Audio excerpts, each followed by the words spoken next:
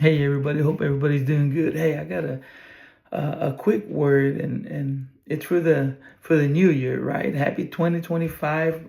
Praise God, we're here, we made it. But look, it's very important. I believe this is very important. And if you're the type of person that, at the beginning of the year, you want to set some standards, this is going to be something very important because this can really make your year grand, or it can really make, deteriorate that year. It can really mess things up. So I think this word is very important, not only for you, but for me and everybody else who listens to this. It's very important. So let me read something to you real quick. It says, a husband must not try to make his wife over into a second edition of himself. I don't know how many times and how long I try to do that, right? To try to turn my spouse into me. How many times have we asked our spouse, hey, what do you think about this idea? What do you think about this business? What do you think about this ministry? What do you think about whatever, right? And in your head, I know me, right? In my head, we're like, man, she's going to agree. She's going to be 100. She's going to... And then your spouse says, well, it's all right, I guess. I mean, it might work. Or, she gives you her opinion because you asked for it. And what do? What do you mean it's going to be all right? What do you mean it's okay? I mean, don't you think this is like the best thing ever? And what happens is you get upset, and then you begin to argue for the simple fact,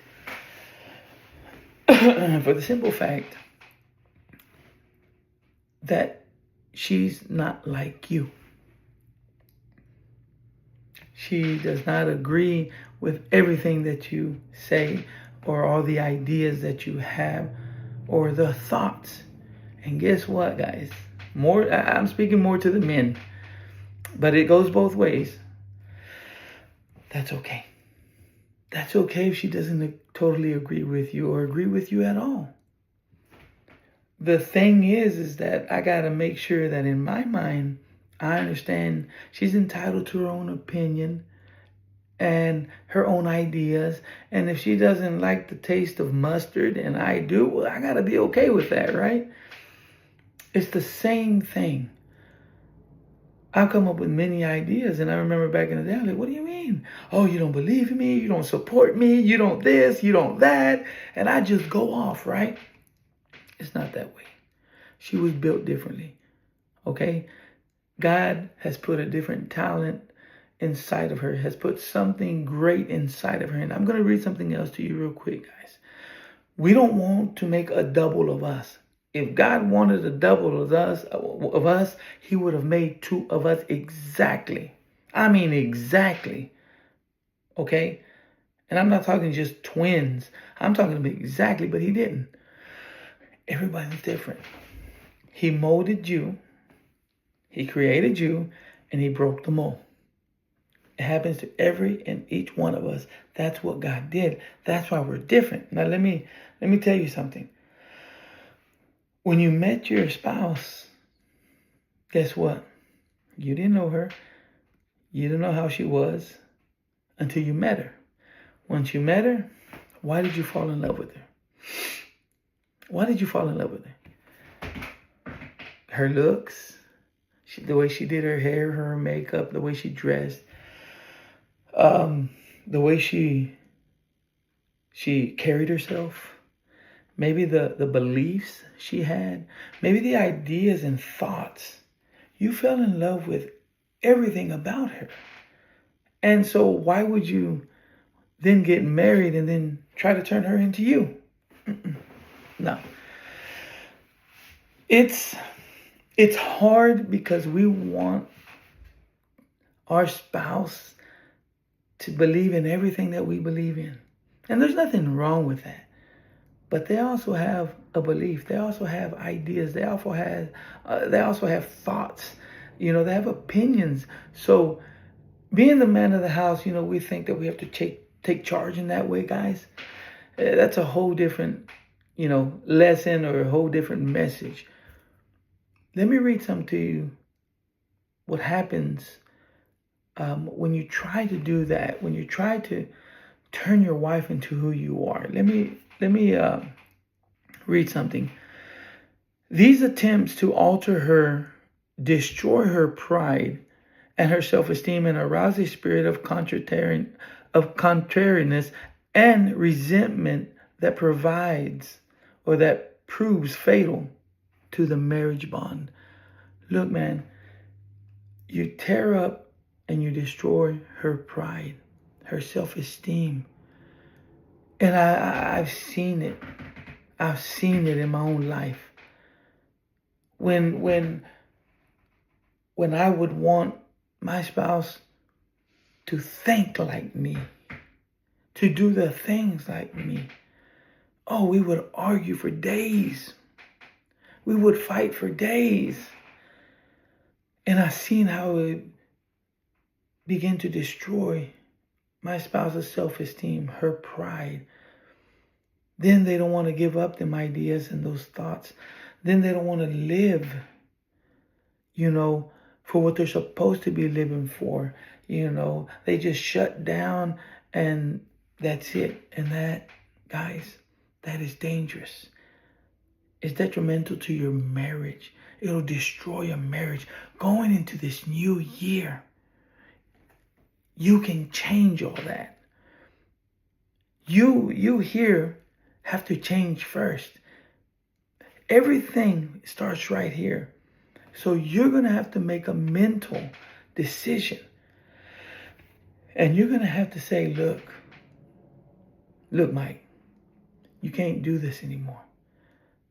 You need to leave your wife alone in that sense and let her reveal her talent. Let her give you her thoughts. Let her be who she needs to be in God, not in Mike, not in the spouse, but in God. God has a purpose for every single one of us. And who are we to try to take that purpose away from someone? We shouldn't do that. That's dangerous. We're dealing with God here. We're dealing with our spouse. Your relationship will turn around 180 degrees. The unity in your relationship will become stronger than you've ever seen in your life because she is who she is and you are who you are. Even so, being married, the word says we're still one. We come together, we become one. Okay? And that's the unity that we're looking for. That's the strength that we're looking for. And your spouses, don't ever look down the nose of your spouse. Don't ever think that you're better than them. Don't ever think you're smarter than them. Don't ever think that you do more than them. They have a purpose in life just like you do. You love your spouse. You encourage her to bring out that talent, that gift that she or he may have. Do not suppress it by trying to turn them into you. We don't need two of you. We don't need two of me. If God wanted two of us, he would have made two of us, but he didn't. Take care of your spouse. Work hard at your relationship. One last thing. Don't go telling your neighbors. Don't go telling the family what's going on in your life. Okay? Because neighbors and families will be biased. They'll take your side. Telling your neighbors, they're going to think differently of you. Okay? They're going to say, wow, look at what's going on over there. They told me, they spilled the beans. They put their dirty laundry out there. Unless there's special occasions, right?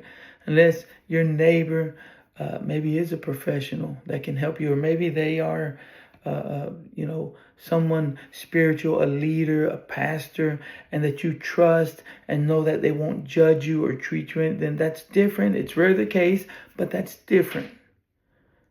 But other than that, keep it to yourself. Go to God, go find a professional, or go find your pastor or whoever you trust so you can get through this. But I'm telling you, if you just stop right here. It starts here. But if you just stop doing what you're doing and encourage your wife or your husband, right, your spouse, to bring those talents out, the gifts that God gave them. You know, walk up to your spouse and say, babe, I'm not gonna try to turn you into me anymore.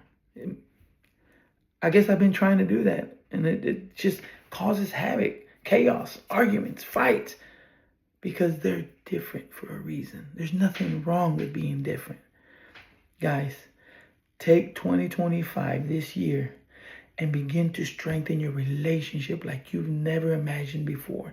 Begin to tell yourself, I will have a great relationship. Matter of fact, I have a great relationship. I am grateful for the relationship that I have today because God is good in my life. God has done so many things in my life, and He's going to do even bigger and better things in my life. So I am grateful for my relationship. Claim it. Claim it. Receive it. If you do what I guess preaching to you or asking you to do, things will change.